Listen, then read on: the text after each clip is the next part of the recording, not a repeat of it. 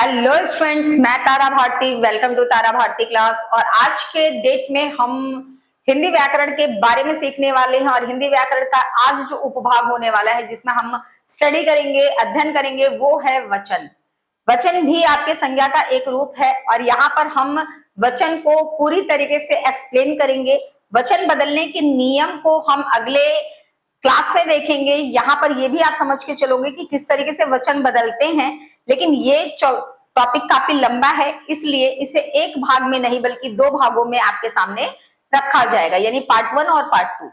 तो फिलहाल आज के समय में हम इसे एक्सप्लेन करने वाले हैं, सीखने वाले हैं कि वचन किसे कहा जाता है और वचन के कितने प्रकार होते हैं। तो इस क्लास को स्टार्ट करने के पहले आप इस चैनल को लाइक, शेयर और सब्सक्राइब कर लीजिए, ताकि आपसे ये जानकारियां आपके पास बनी रहे और जब भी आप चाहो उस समय इस क्लास को पूरी अच्छी तरीके से इत्मीनान से देखकर चीजों को गंभीरता से समझ पाओ। तो आइए चलते हैं क्लास की ओर और सीखते हैं वचन क्या होता है।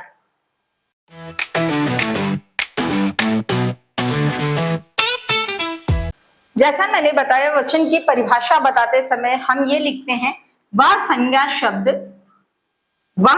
शब्द जिससे वस्तु की संख्या का बोध होता है उसे वचन कहते हैं। वहीं पे वचन की बात अगर हम उदाहरण के तौर पर करते हैं कि उदाहरण क्या होता है, तो हम वचन के उदाहरण में लिख सकते हैं, जैसा लड़का का लड़के,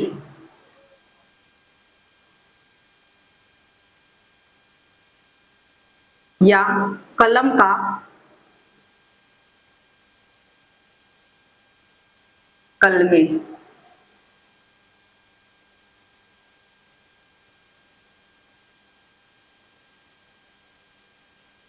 वचन की परिभाषा होती है, वह संज्ञा शब्द जिससे किसी वस्तु की संख्या का बोध होता है उसे हम वचन कहते हैं। वहीं पे अगर हम बात इसके उदाहरण की करते हैं, तो उदाहरण में हम लड़का का लड़के या फिर कलम का कलमे लिख सकते हैं। वचन के अगर हम प्राचीन व्याकरण के हिसाब से लेके चले तो वचन यहाँ पर 3 प्रकार के हुआ करते थे, यानी कि एक वचन, द्विवचन और बहुवचन।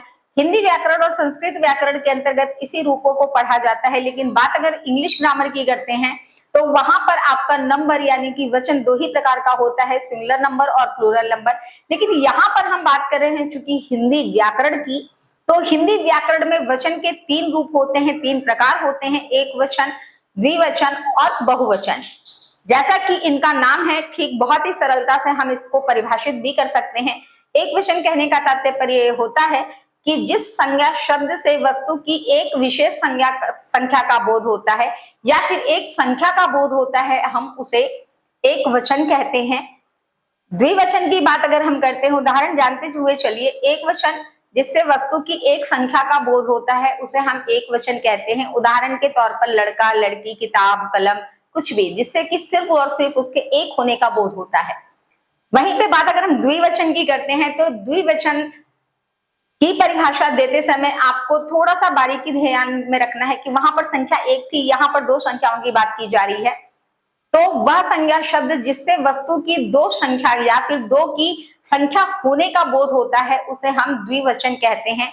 अगर हम बात लड़का की कर रहे हैं कि लड़का का द्विवचन क्या होगा, तो 2 लड़के होगा।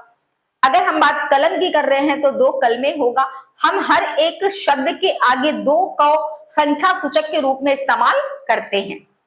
वहीं पे तीसरा जो भाग होता है वचन का, यानी प्रकार जो होता है वचन का, वो होता है आपका बहुवचन, जहां पर आप इसको परिभाषित करते हुए कह सकते हो, इसको डिफाइन करते हुए, इसकी परिभाषा देते हुए कह सकते हो कि वह संज्ञा शब्द जिससे वस्तु के 3 या 3 से अधिक संख्या का बोध होता है। क्योंकि 2 तक की बात तो आपने द्विवचन में कर दी थी।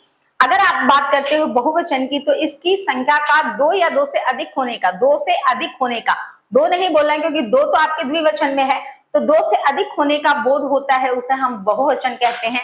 इसमें अगर आपने एक वचन में लड़का लिया, द्विवचन में आपने 2 लड़के बोला, तो वहीं पे बहुवचन में सिर्फ और सिर्फ आपको लड़के शब्द का प्रयोग करना है। और ये अपने आप में इस चीज को प्रस्तावित कर देगा कि यहाँ पर लड़कों की संख्या जो है वो बहुवचन में है, यानी कि 2 से अधिक है। यहाँ के आधार पर आपको एक वचन, द्विवचन और बहुवचन बता दिया गया है।